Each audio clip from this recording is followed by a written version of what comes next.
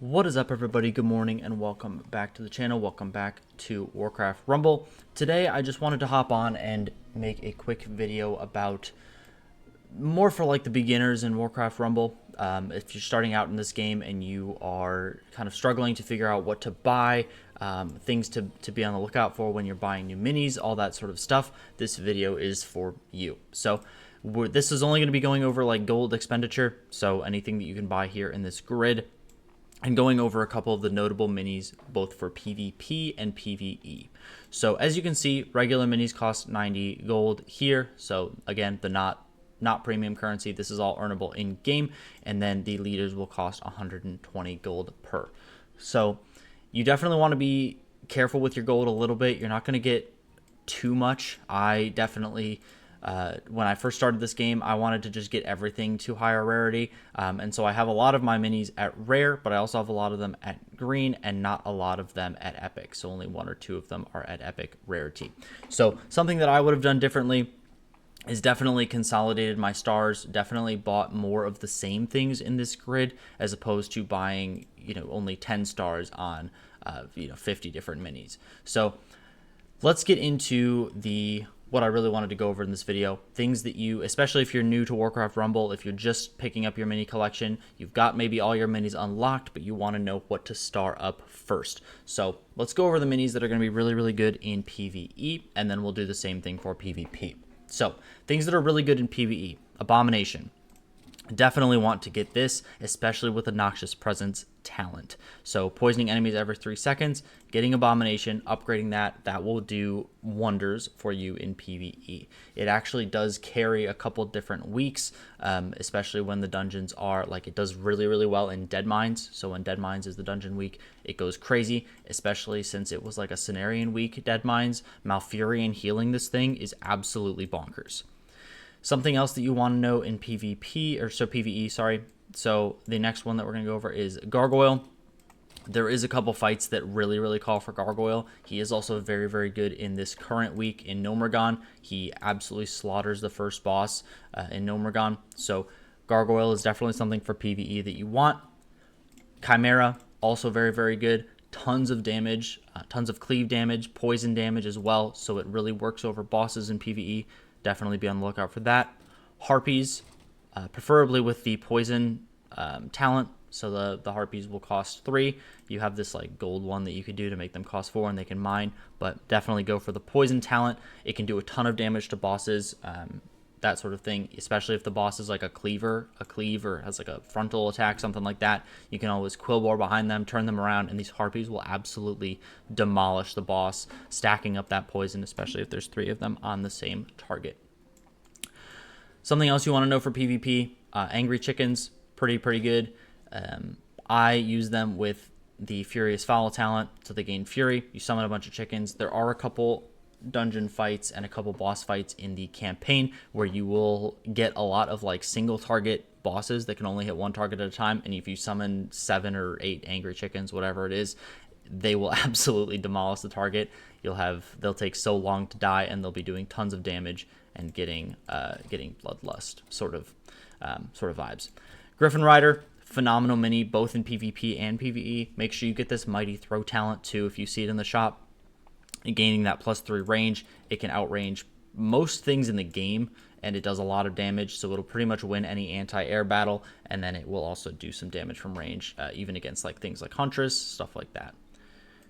Another important mini that we're going to go over, we're going to skip through Huntress because we'll save that for PvP, but Defias Bandits with Picklock, phenomenal for both PvE and PvP. Make sure that you keep an eye out on this talent. You don't really need to upgrade these too much. You don't need to buy too many stars for this, but as soon as you see that Picklock talent, definitely buy that. It gives you so much extra gold, so whenever this unit specifically opens a chest, you get 4 gold instead of 2, so it's a phenomenal way to generate a little bit of extra income, especially against certain campaign bosses and that sort of thing. It's also very good in PvP for the same reason. You can get a huge advantage against your opponent that way. The next thing we're going to go over is Dark Spear Troll. Again, phenomenal for PvP and PvE. Definitely make sure you keep an eye out for this Big Bad Voodoo talent. It regenerates 20% health every second. He pretty much wins every 1v1 that you can think of, unless it's a character that does, like a mini that does a lot of damage. But He can out-heal PvP towers when they're the dragon towers that do the damage over time. The anti-airs, he attacks fast. Crazy mini. Definitely be on the lookout for that one in both PvE and PvP. And we're still on the PvE train, so we're going to go over Frostwolf Shaman, of course, with the Earth Shield talent, granting armor to a nearby ally. So when you play like another mini and you play this right behind it or near it or next to it, the first thing that it will do is make that mini armored. Phenomenal in combination with the Abomination. Again, does work in Deadmines. So if you just put like Abomination, Frostwolf Shaman to give it armored, and then put a Malfurion in there, that is a pretty hard to kill death ball that is going to take forever to get rid of. So moving down, there's not a whole lot of other things that I would recommend for PvE, I guess. You can use Bog Beast. It's pretty tanky, but that's pretty much it for PvE. The only thing that you would want to switch out is like if you have Abomination, you're making it armored. The other thing you can do if you're playing against a lot of magic damage is just play Fire Elemental, since it is resistant to elemental damage. So you might want to switch that out a little bit. Or you can use things like Well Pegs if there's a couple bosses that you can actually cheese just by playing Unbounds on top of them. Definitely keep an eye out for the Flame Burst talent as well, so that when they break the eggs, they take that little bit of extra damage. So those are all the minis. Oh, I'm sorry. We'll do one more. So Quillbore up here. Definitely keep an eye out for this. Upgrade this as soon as possible. This is used in pretty much every deck that I've played, especially in PvE or in PvP, but also PvE.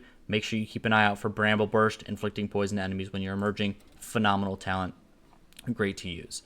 And the last PvE mini that we will go over is Witch Doctor. And definitely get this Spirit Ward talent. On kill, it'll give a nearby allies a shield, and it'll absorb the next hit against them. Crazy unit. It'll channel into one target, and then it actually explodes an AoE damage if the target dies. So those are all the notable PvE minis.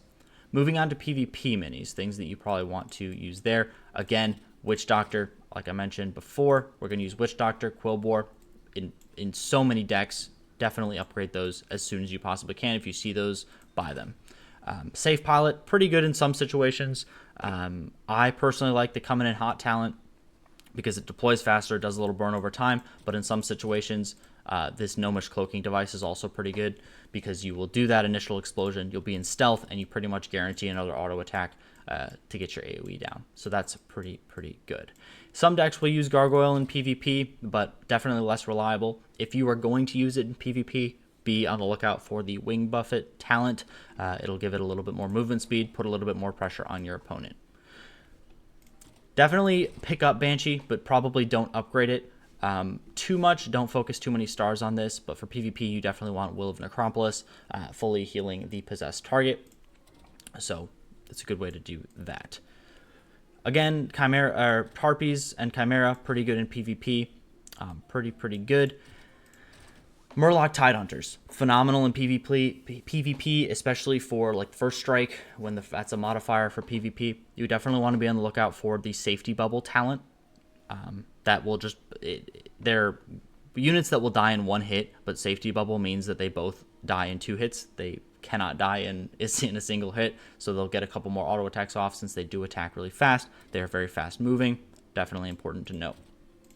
Polymorph, pretty niche spell, but definitely keep a lookout for it, especially if you see this Golden Fleece talent. You can polymorph a whole group of enemies. One of them is guaranteed to become gold, and then you get an extra gold, so this is effectively a 2-mana spell.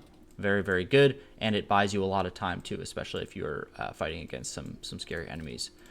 Huntress, phenomenal unit. Definitely start upgrading this one as soon as you possibly can. Good unit, start getting stars on it.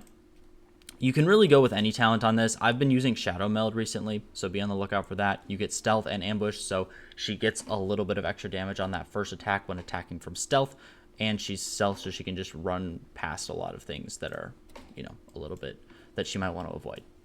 Like we already mentioned, Defies Bandits, Picklock, monstrous talent. Pick that up as soon as humanly possible. You can definitely play Goblin Sappers in PvP as well. I would probably go the rocket powered turbo boots. If you see this talent, go ahead and pick it up. There are a couple decks that you can abuse with this, so these Goblin Sappers will start running and they'll go very quick. A good way to put on pressure on the enemy. So, but don't need to upgrade these too much. Just get that talent and call it a day. And that's really everything that you want to know for PvP. I would say that that's most of the important minis. All of these are like, I don't know, they're okay, but those are the main ones that I see everyone playing with in PvP. Just because, you know, as you can see, Quillbore, Bandits, you know, Polymorph, freaking Darkspear Troll, and then we have Huntress, Darkspear Troll, Bandits. You know, these are all my PvP decks. So Griffin Rider, this was my PvE deck actually. So I was still running Abomination and that. But again, Witch Doctor, like Quillbore, Defias Bandits, Gargoyle. I haven't played that deck in a while, but again, it's the same sort of minis. So definitely, just when you're going through the shop, especially when you're starting out, buy those really good minis, because they will help you progress the story, the campaign really easily, help you unlock more things on the map, and then they will also help you in PvP as well. So hope this guide was really helpful. I just figured I would hop on and give you kind of a PSA, things that you should be looking for in this game. And have a good rest of your day, and I will see you guys in the next one. Bye bye.